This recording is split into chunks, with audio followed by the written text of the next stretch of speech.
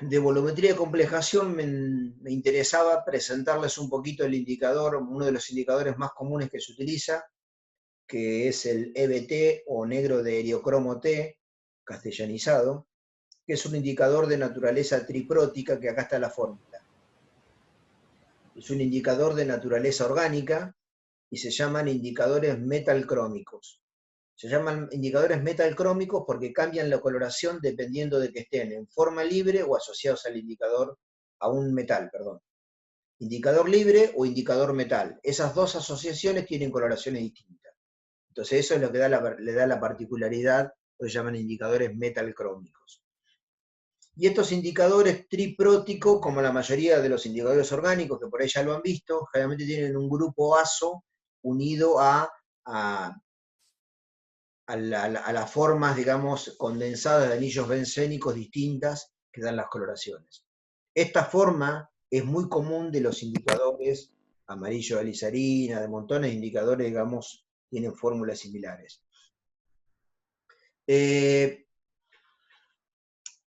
Este indicador particularmente, digamos, depende la forma química del pH, porque es triprótico, y también sigue valiendo lo que habíamos visto antes, digamos, que la coloración que adopte va a depender, vamos a la diapositiva siguiente, supónganse que yo tengo el metal zinc, agrego el indicador. El indicador cuando está sin asociarse al metal tiene este color, un color azul.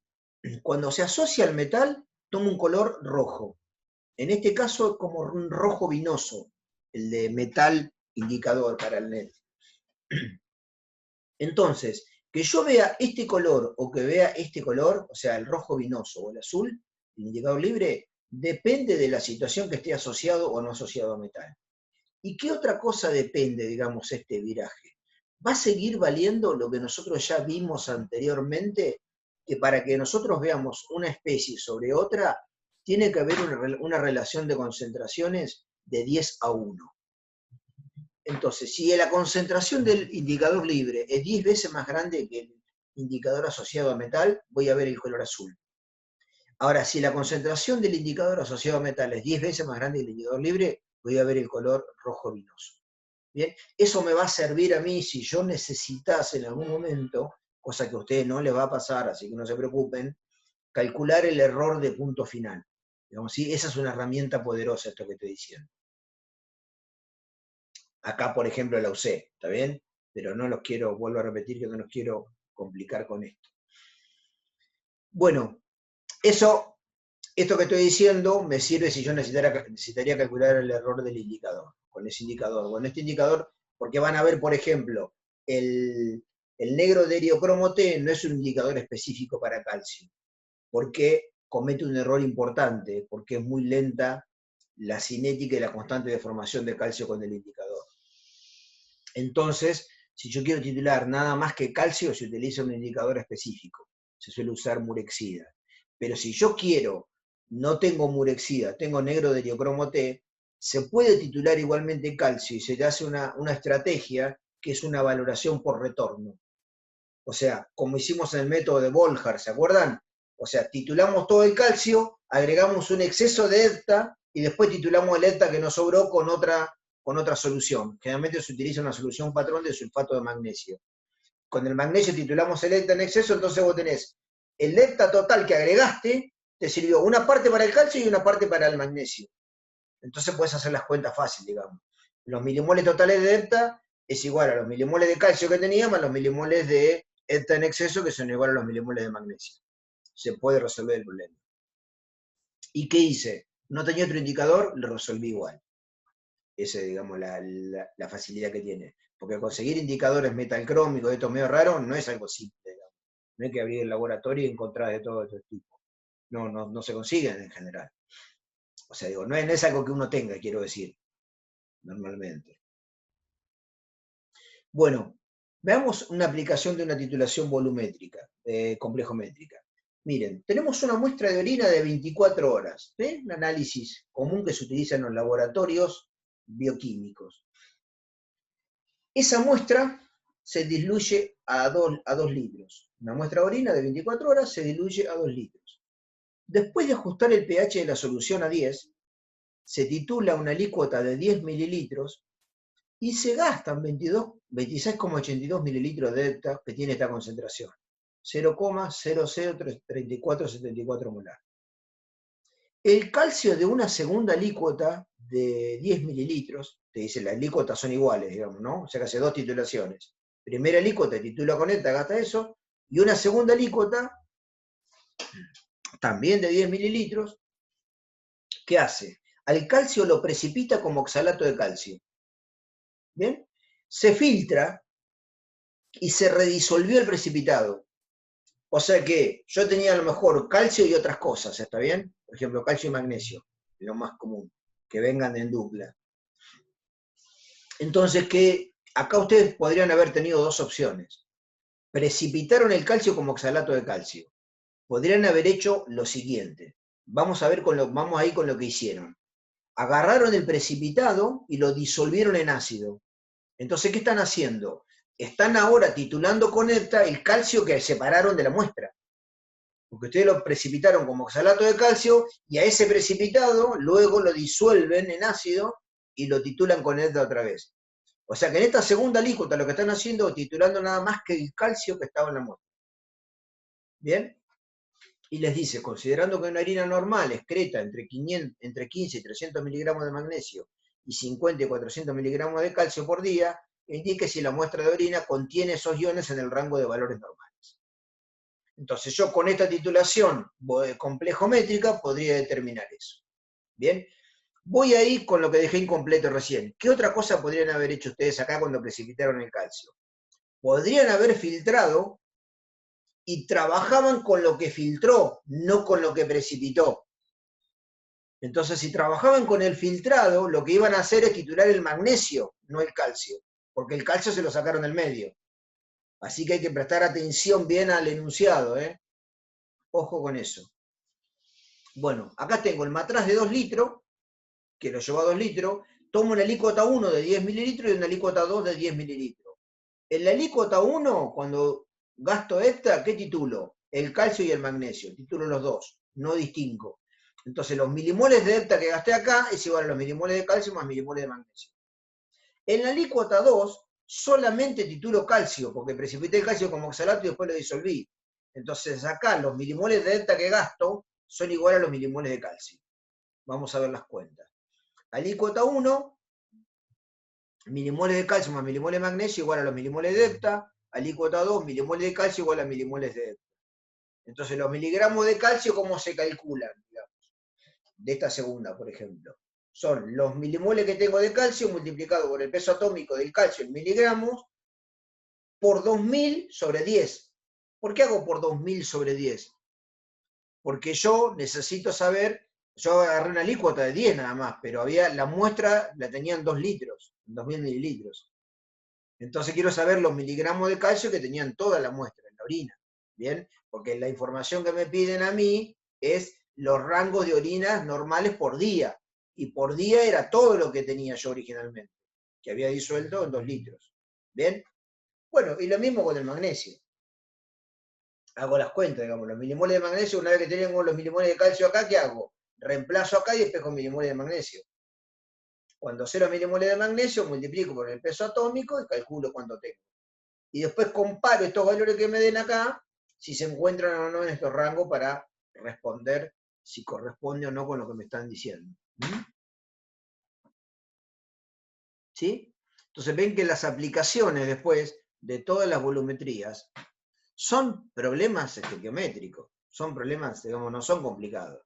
Lo más complicado es el entendimiento teórico de todas esas vueltas que tienen. Pero después el resto no es, digamos, tan difícil, digamos. El apunte de equilibrio redox que le mandé, que les hago la aclaración en general, yo le mandé apuntes que son demasiado para todo lo que estamos viendo nosotros, pero son apuntes teóricos completos de los temas. Ustedes los tienen, ¿está bien? Como pueden pegarle una leída y van a ver que hay partes que las tratamos un poquito más en detalle y hay partes que las dejamos de lado, digamos, para no complejizar tanto el tema. Pero ustedes lo tienen ahí. Bueno, les decía que en la parte de equilibrio redox, como les mencioné varias veces, nosotros vamos viendo como una parte teórica, cualitativa, que son los equilibrios, y una parte de aplicación, que son las volumetrías. Nosotros hoy vamos a ver como último tema la parte de equilibrio redox. Y nos queda para la última clase volumetría redox, y nos queda la parte de métodos instrumentales. Eso nos quedaría para la última clase. La parte de equilibrio redox tiene varias cuestiones que son interesantes. Nosotros estamos muy acostumbrados a la parte de ecuaciones redox. Y nosotros vamos a entrar un poquitito en otro terreno en unos minutos. Pero lo primero que ocurre es cuando uno mezcla sustancias, es poder detectar qué reacción ocurre. ¿Bien? Por ejemplo, si ustedes mezclan sulfato ferroso y agua oxigenada, ¿qué reacción podría ocurrir ahí? ¿Qué les parece?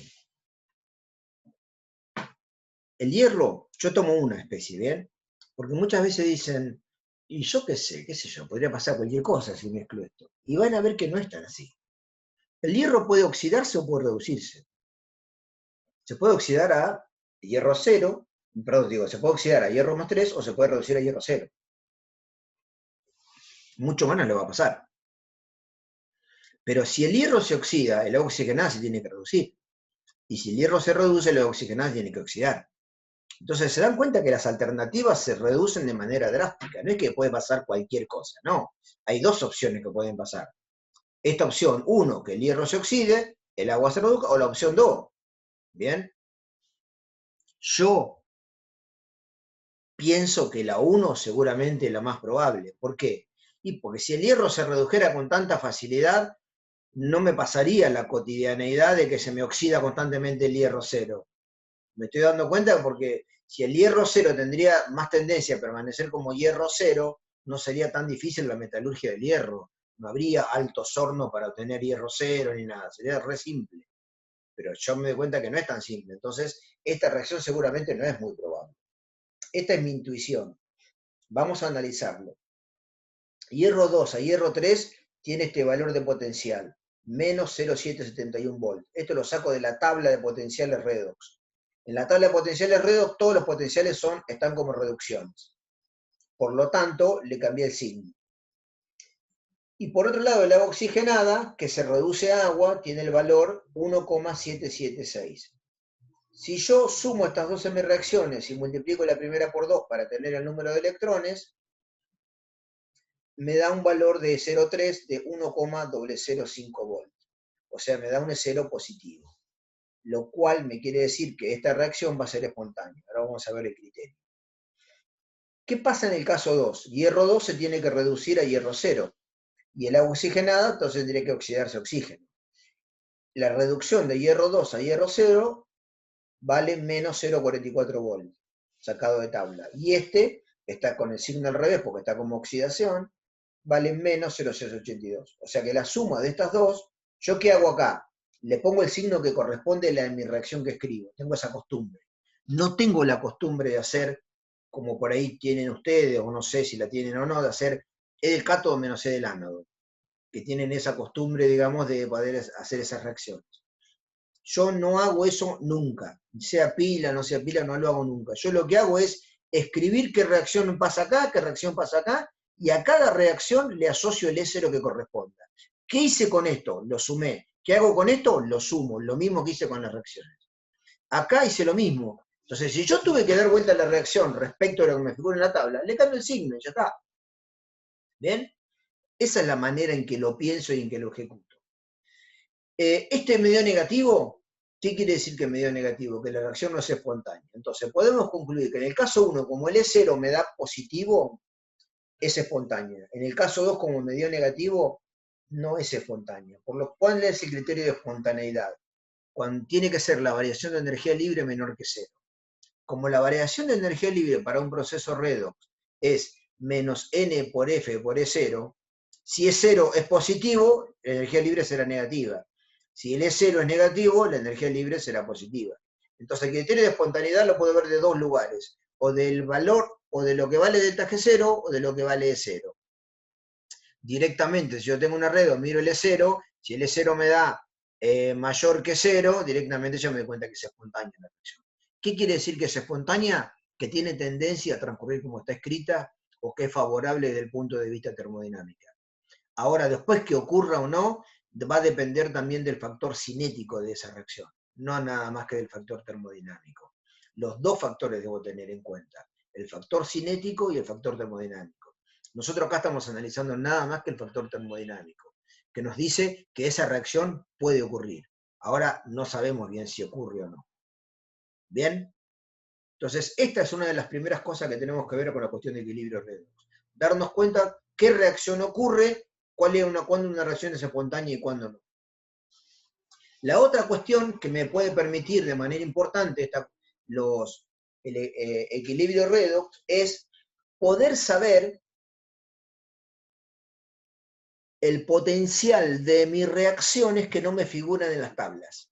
Yo voy a la tabla, por ejemplo, y me dicen, ¿me podés decir cuál es el potencial de reducción de mercurio 2 a mercurio 0, por ejemplo, esto?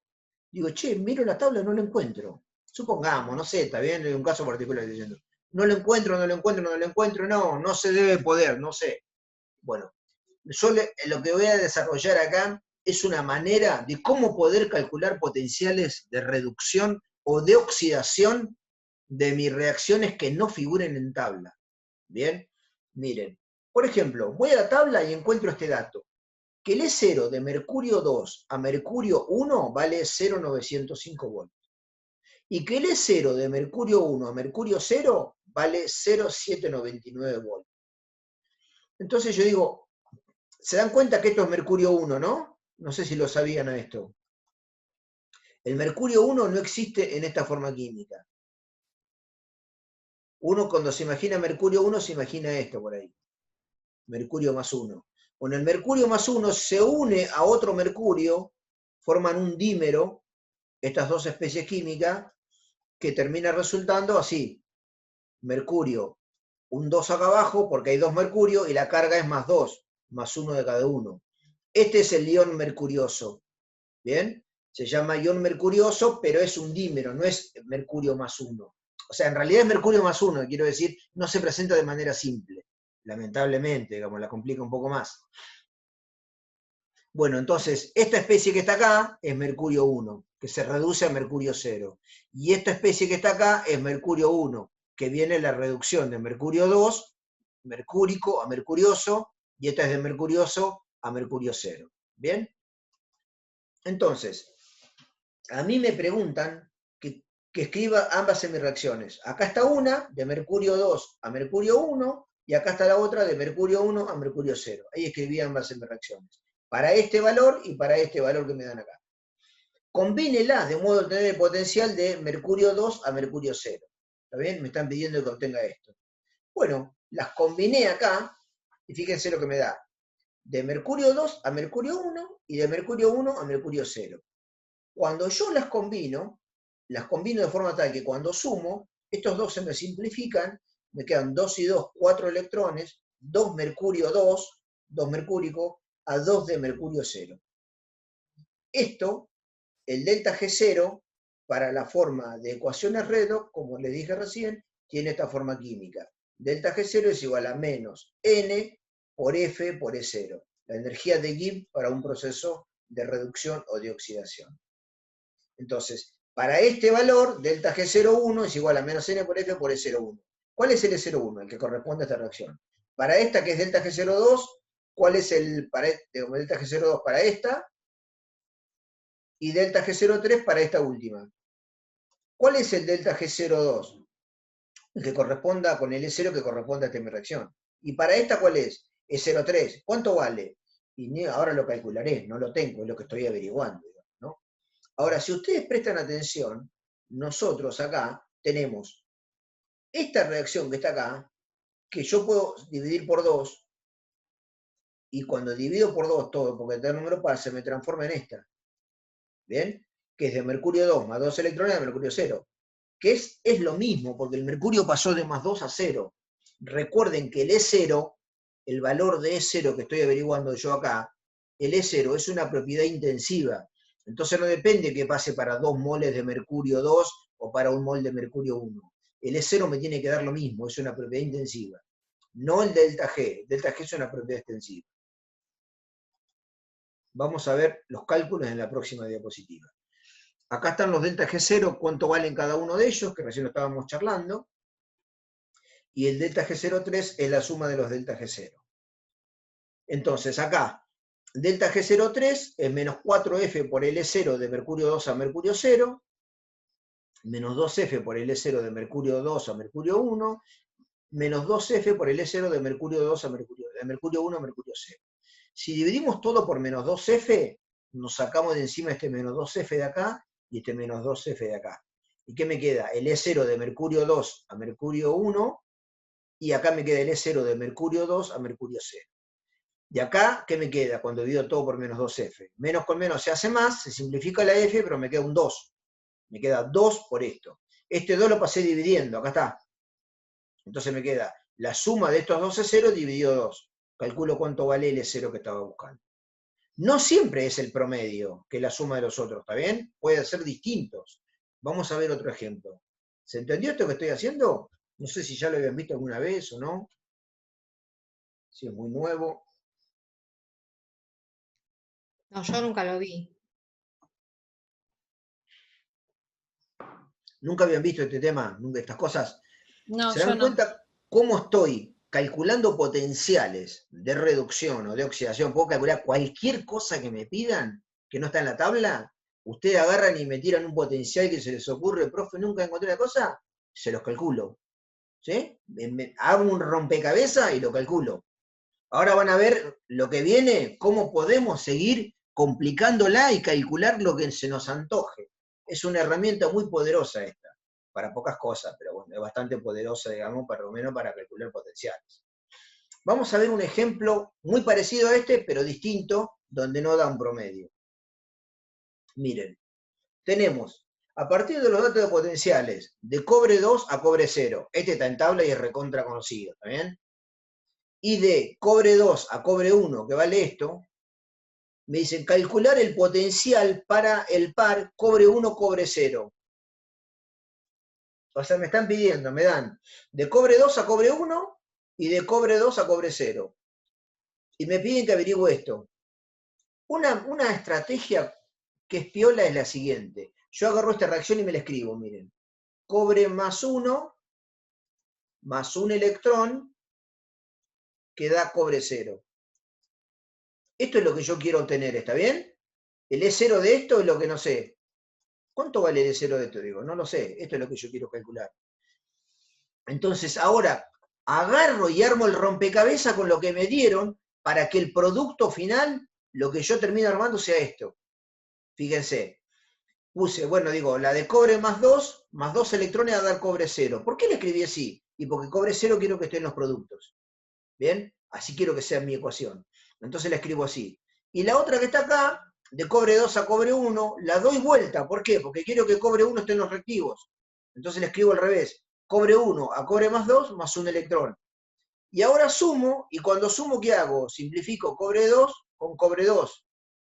2 electrones, lo simplifico con un electrón y me queda un solo electrón. Entonces me queda cobre más 1 más un electrón para dar cobre 0. ¿Qué es lo que estaba buscando? Es lo que yo había dicho que quería calcular. ¿Bien? Entonces me armé yo el rompecabezas de lo que me estaban pidiendo que averigüe. O por ahí lo preciso. Decir, che, ¿por qué es más común la reacción de hierro 0 a hierro 2 y no de hierro 0 a hierro 3? Bueno, puedo hacer todo esto que yo estoy haciendo acá y puedo dar una fundamentación de por qué pasa una cosa y no pasa otra. ¿Sí? Bueno, veamos qué pasa, digamos, ahora acá. El E0 de esta que está acá, de la última, es menos 1 por F por E0, hay un solo electrón, de cobre 1 a cobre 0. Y es la suma de las energías libres de los anteriores. La energía libre es una función de estado, entonces la energía libre depende nada más que del camino que yo recorro, digamos, la trayectoria, mejor dicho, depende del estado inicial al estado final, no del camino que recorro. ¿Este cuánto vale? Menos 2F por el E0 de la reacción esa. ¿Y este cuánto vale? Menos F por el E0 de la reacción que vale. ¿Por qué puse 1 acá? Porque hay un solo electrón. ¿Por qué puse 2 acá? Porque hay 2 electrones. ¿Y esta reacción cuánto es? De cobre 1 a cobre 2. ¿Lo tengo este dato? Este dato lo tengo y este dato lo tengo. Tengo los dos datos, acá están. Cuánto vale uno y cuánto vale otro. Si lo di vuelta, ¿qué hago? Doy vuelta al valor, le cambio el signo. Entonces, este E0 vale 2 por el E0 de esto, que está acá como dato, y más el E0 de cobre 1 a cobre 2. O sea, que si este 0 vale, este valor, como la di vuelta, es menos. Menos es, dividí todo por, acá que hice yo, perdón, dividí todo por menos 1F. Antes. Así elimino las F. O si dividen todo por menos 1F, ¿qué me queda? Más, más y más. F, cancelo F, cancelo F, cancelo F. Me quedan los E0. ¿Bien? Y me da este valor. Bueno, obtengo lo que me estaban pidiendo. ¿Bien? ¿Qué otra cosa podemos hacer? Podemos calcular un KPS con esto, que no conocemos, por ejemplo. Miren, yo tengo estos dos valores. Me dan el E0 de cloruro de plata a plata 0 en la tabla, figura, 0,222. Y el E0 de plata más a plata 0 que vale 0,799 o 0,800 volts, aparece en esta tabla. Me dicen, ¿cuánto vale el KPS de cloruro de plata? Bueno, me armo lo que yo quiero calcular, como dije recién. Me están pidiendo el KPS de cloruro de plata, o sea que a mí me están pidiendo esto, miren. Cloruro de plata que está en equilibrio con iones plata y con iones cloruros. Esto es lo que me están pidiendo. Bien, entonces yo voy a armar, con esto que está acá, voy a armar un sistema para obtener esto. Cuando la energía libre la voy a expresar para una constante, ¿qué forma tiene el valor de energía libre? Delta G0 es igual a menos RT logaritmo natural de KPS. KPS porque es esta constante, no de la constante. En este caso porque es para esto, digo. ¿Está bien? Si no es menos RT logaritmo natural de la constante involucrada en la reacción. Bueno, vamos a ver cómo hacemos acá. Fíjense, como quiero que cloruro de plata esté en los reactivos, esta la escribo así. Pongo cloruro de plata más un electrón a dar plata 0 más cloruros. Esta reacción que está acá. Y esta que está acá, como quiero que plata más esté en los productos, la escribo al revés. Plata 0 a plata más un electrón. Y cuando sumo, cancelo plata 0 con plata 0 y cancelo un electrón con un electrón. ¿Y qué me queda? Cloruro de plata sólido que me da plata más y cloruros. O sea, me queda la ecuación que yo estaba buscando. Me las ingenié para armarlas de manera tal que me quede esa ecuación. ¿Bien?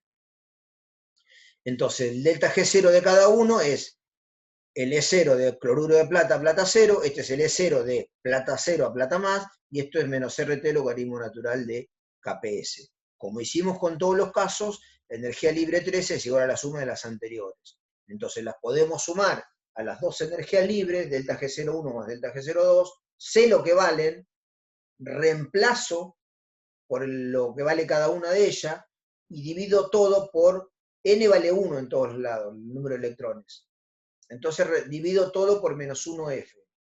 Y miren lo que me queda acá. RT sobre F, logaritmo natural de KPS, más, igual, perdón, a E0 de cloruro de plata, plata 0, más el E0 de plata 0, plata más. R es la constante de los gases, que vale en Joule esto, 8,31 Joule sobre grado Kelvin mol. T es la temperatura de 25 grados centígrados, 298 Kelvin. Y F es el Faraday, que vale a 96.497 Coulomb. Y como el Joule es Volt por Coulomb, lo puedo reemplazar todo esto y me queda en Volt. Y la transformación del logaritmo neperiano o logaritmo natural a logaritmo decimal es la división de las bases, 10 sobre E sobre 2,71, que me da 2,303.